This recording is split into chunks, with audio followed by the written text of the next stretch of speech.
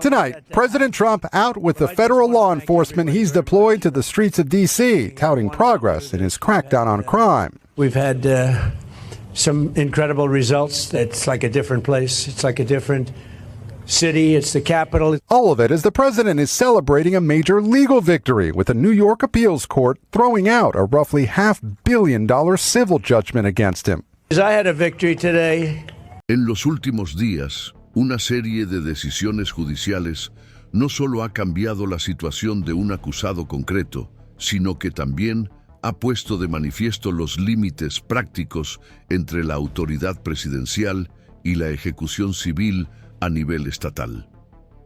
En la mañana del sábado 24 de enero de 2026, el Tribunal Supremo del Estado de Nueva York autorizó formalmente la ejecución inmediata de la sentencia contra el conglomerado empresarial de un presidente en ejercicio. La orden, emitida por un juez estatal tras el colapso de una garantía financiera asociada a una condena por fraude civil, autorizaba la confiscación de activos comerciales operados bajo el nombre de la organización Trump, incluyendo propiedades inmobiliarias de alto valor financiero en el corazón de Manhattan.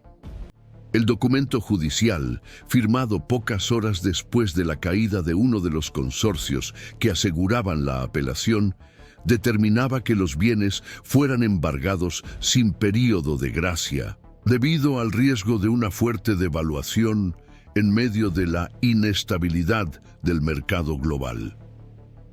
El impacto del episodio no se limitó a lo que ocurrió dentro de la sala en ese momento. La orden convirtió un litigio financiero en un dilema institucional sobre la autonomía de los estados, la aplicabilidad de la ley civil sobre la figura presidencial y los mecanismos de contención disponibles ante la superposición entre las esferas pública y privada del poder ejecutivo. La actuación posterior del Departamento del Sheriff de Nueva York, responsable de ejecutar sentencias civiles en el territorio estatal, añadió una capa más al impasse. Los informes indican que el equipo responsable de la ejecución inició procedimientos administrativos para notificar a las propiedades situadas en la Quinta Avenida y en el Distrito Financiero, incluidos edificios comerciales con una fuerte asociación pública con la imagen presidencial.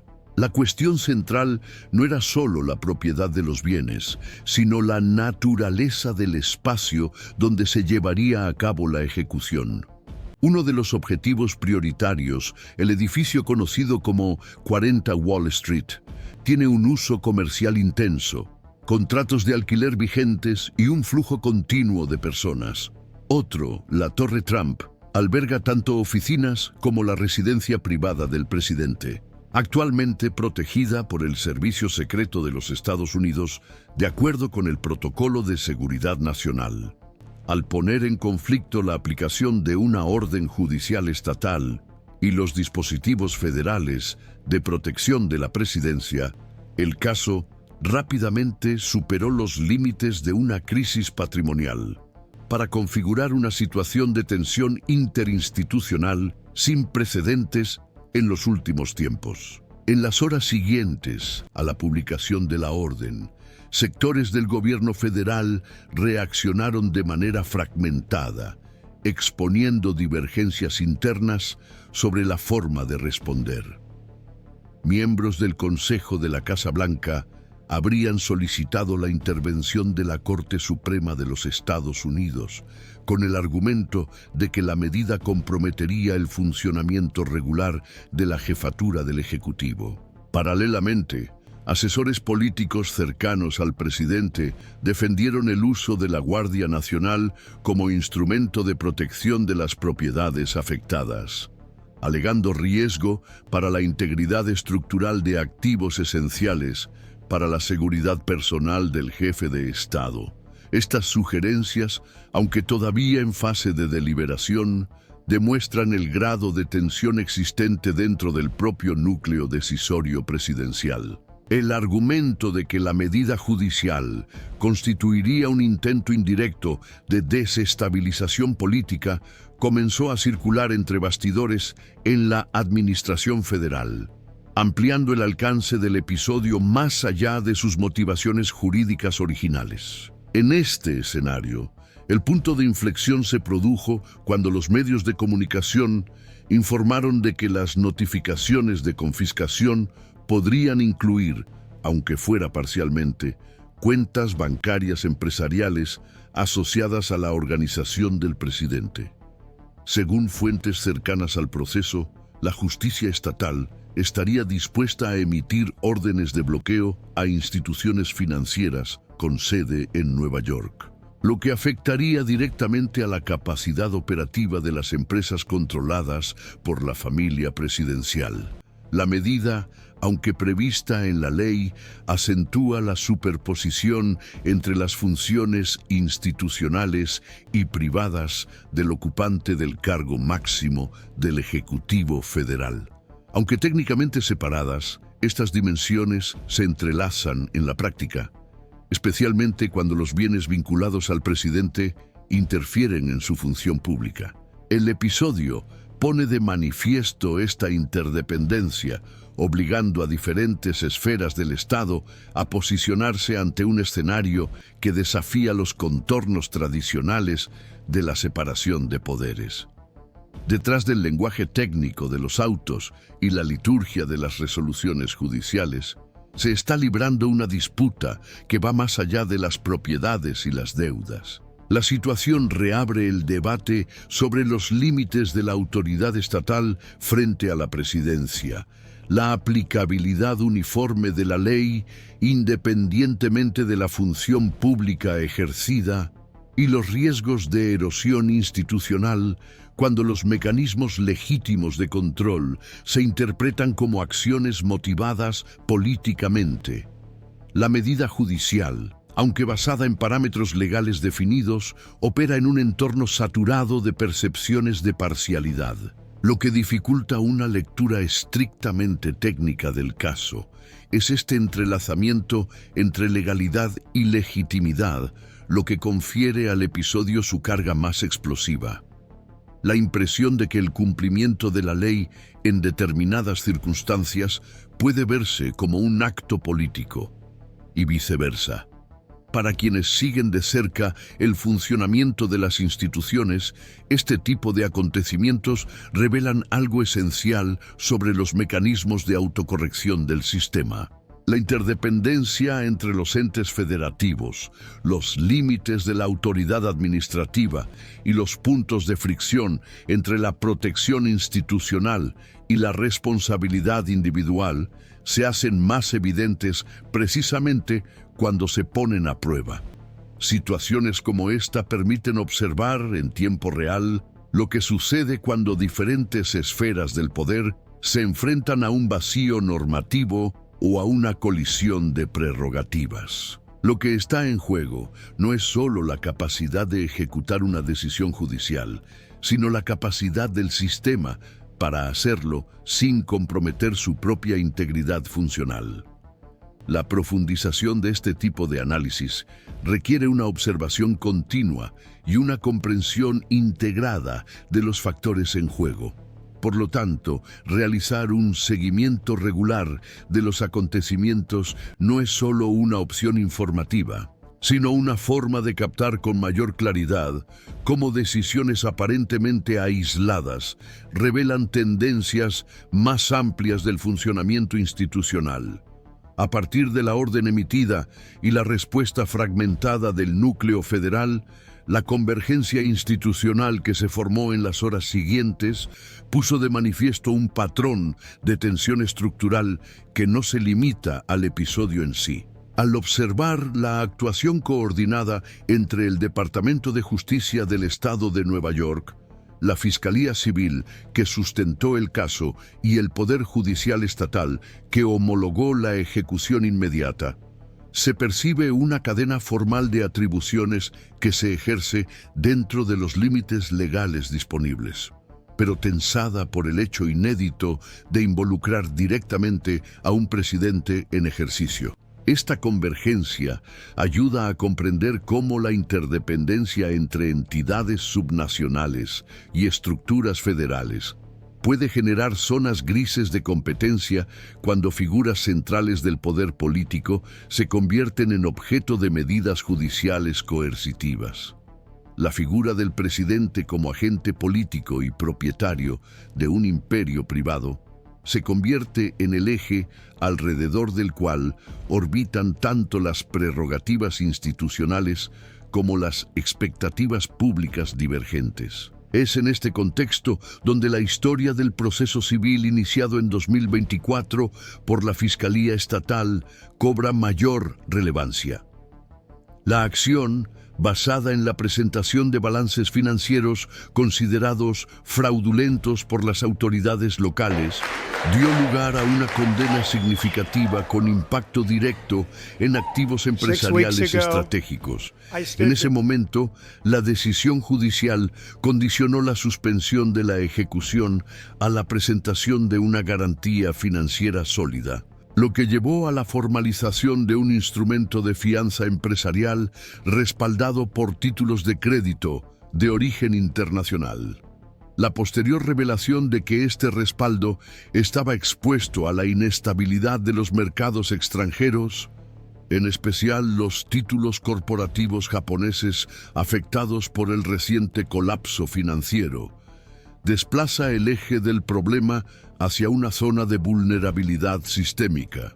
La exposición de una garantía jurídica estadounidense a variables externas de liquidez internacional pone de manifiesto una rara intersección entre el derecho civil nacional y la volatilidad macroeconómica global. Con la retirada del consorcio que garantizaba la fianza, movimiento provocado por un efecto dominó iniciado en el mercado asiático, se rompió el vínculo que sostenía la suspensión de la ejecución. El sistema jurídico estatal, respaldado por precedentes que autorizan una respuesta inmediata en caso de riesgo de impago, actuó dentro de los parámetros formales. La ausencia de un sustituto para la garantía en el plazo de 24 horas reforzó la interpretación judicial de que existía riesgo de deterioro del valor de los activos. La aceleración de la orden de ejecución, por lo tanto, no puede entenderse de forma aislada como un acto político, sino como un reflejo directo de la arquitectura legal vigente, aunque su impacto institucional vaya mucho más allá de lo previsto originalmente en el ámbito de la causa civil. El episodio reabre así un debate recurrente en los círculos jurídicos. ¿Hasta qué punto la aplicación de la ley en sus términos más literales puede generar efectos de inestabilidad en contextos políticos? En este punto de la escalada, otros organismos comienzan a moverse. La Contraloría del Estado, cuya función es velar por la integridad de las ejecuciones patrimoniales públicas, emite un dictamen técnico en el que recomienda cautela en los procedimientos de liquidación, especialmente en activos de alto valor expuestos a la presencia física de agentes de seguridad federal.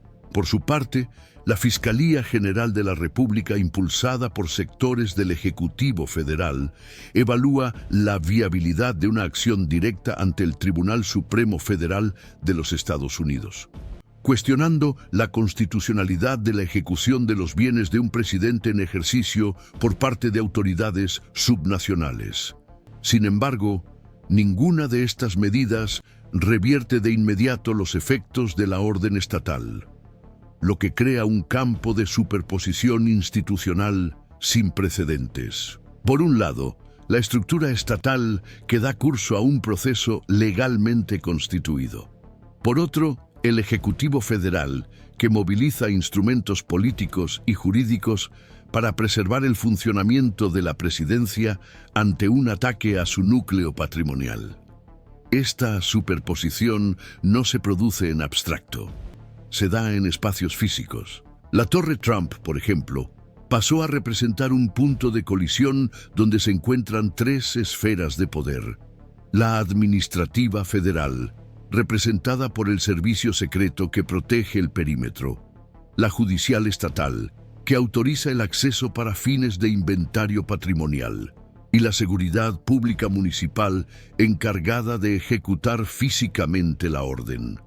Esta triangulación operativa expone al sistema a un riesgo de fricción de autoridad sin precedentes recientes. La ausencia de un protocolo claro para situaciones en las que un inmueble protegido por prerrogativas presidenciales se convierte en objeto de ejecución civil agrava el impasse y traslada la solución al ámbito de la negociación política o la judicialización en instancias superiores.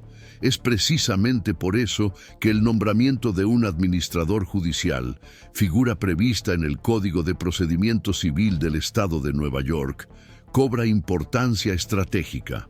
El administrador judicial actúa como representante temporal del patrimonio en disputa, con poderes para gestionar, enajenar o proteger los bienes según las instrucciones del tribunal. En el caso que nos ocupa, la posibilidad de nombrar un administrador judicial para los inmuebles comerciales de la organización Trump permitiría iniciar la ejecución sin enfrentamiento directo con los agentes federales, al tiempo que crearía un nuevo vértice institucional, un gestor privado nombrado por un juez estatal con autoridad sobre los bienes vinculados a la figura presidencial. La presencia de este administrador judicial funcionaría, en la práctica, como un operador paralelo dentro de la estructura empresarial del presidente, tomando decisiones basadas en directrices judiciales y ajeno a la cadena de mando tradicional de la organización. La convergencia entre estos elementos, decisiones judiciales, colapso financiero, lagunas normativas y presencia física de las fuerzas de seguridad, no es casual. Es el resultado de una arquitectura institucional que, aunque robusta en sus partes, revela vulnerabilidades cuando se ve sometida a tensiones superpuestas. El caso desafía no solo los límites del derecho civil, sino también las premisas constitucionales que sustentan la separación funcional entre poderes y esferas federativas. La ausencia de un precedente claro para abordar la situación obliga a cada agente institucional involucrado a operar en zonas de interpretación, lo que aumenta el riesgo de decisiones contradictorias, reacciones descoordinadas y, en última instancia, la pérdida de control sobre los acontecimientos posteriores. Por eso es esencial continuar con el análisis. Lo que se observa ahora es solo el primer ciclo de un proceso que aún pasará por recursos, reacciones políticas, intentos de mediación y posiblemente la intervención de la Corte Suprema. Seguir esta trayectoria requiere prestar atención a los detalles y comprender las dinámicas que operan más allá de las noticias inmediatas. En momentos como este, la función del seguimiento periodístico analítico es precisamente ofrecer herramientas para que el público comprenda la complejidad en juego, sin recurrir a atajos explicativos o interpretaciones simplificadas. Con la orden de ejecución en vigor, las interpretaciones que se han difundido revelan un escenario de fractura que va más allá del ámbito estrictamente jurídico. Lo que está en juego es una divergencia más profunda sobre cómo deben comportarse las instituciones ante situaciones consideradas excepcionales. En el debate constitucional se han consolidado dos interpretaciones principales. La primera sostiene que la decisión representa el ejercicio regular de la autoridad estatal ante un incumplimiento procesal evidente, sin que la condición pública del acusado deba alterar este marco. La segunda considera que la medida es excesiva y potencialmente perjudicial para el equilibrio institucional, al sentar un precedente para que los intereses estatales interfieran directamente en el funcionamiento del Ejecutivo Federal. Esta división no se limita al plano teórico. Alimenta debates más amplios sobre los límites de las garantías funcionales del presidente, sobre la existencia de una posible inmunidad patrimonial durante el mandato y sobre los instrumentos disponibles para conciliar la responsabilidad individual con la estabilidad institucional. Según la información recabada, una parte relevante de la línea de defensa presidencial se basa en la llamada teoría del Ejecutivo unitario en su formulación ampliada. Se trata de una extensión de la doctrina clásica que atribuye al presidente la centralización de las funciones ejecutivas. La aplicación de este razonamiento al ámbito patrimonial, sin embargo, es objeto de controversia. Aún así, el argumento afirma que las medidas que pueden afectar directamente a la capacidad logística y administrativa del jefe del Ejecutivo deben tratarse con especial prudencia, so pena de comprometer la gobernabilidad. Esta tesis encuentra resistencia en el precedente sentado por el Tribunal Supremo de los Estados Unidos en el caso Clinton contra Jones. En ese fallo se reconoció que los presidentes pueden responder a acciones civiles mientras ejercen su mandato.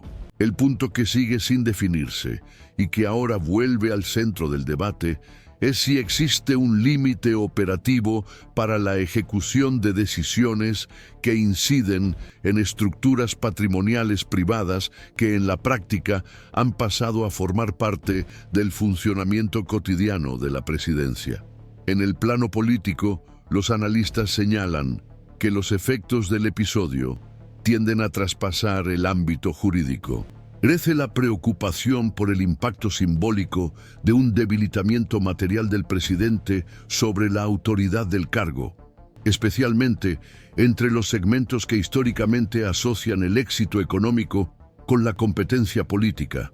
El temor es que se produzca un distanciamiento entre la figura institucional de la presidencia y la imagen pública de su ocupante, agravado por noticias relacionadas con incautaciones, bloqueos financieros y litigios sobre propiedades de gran visibilidad.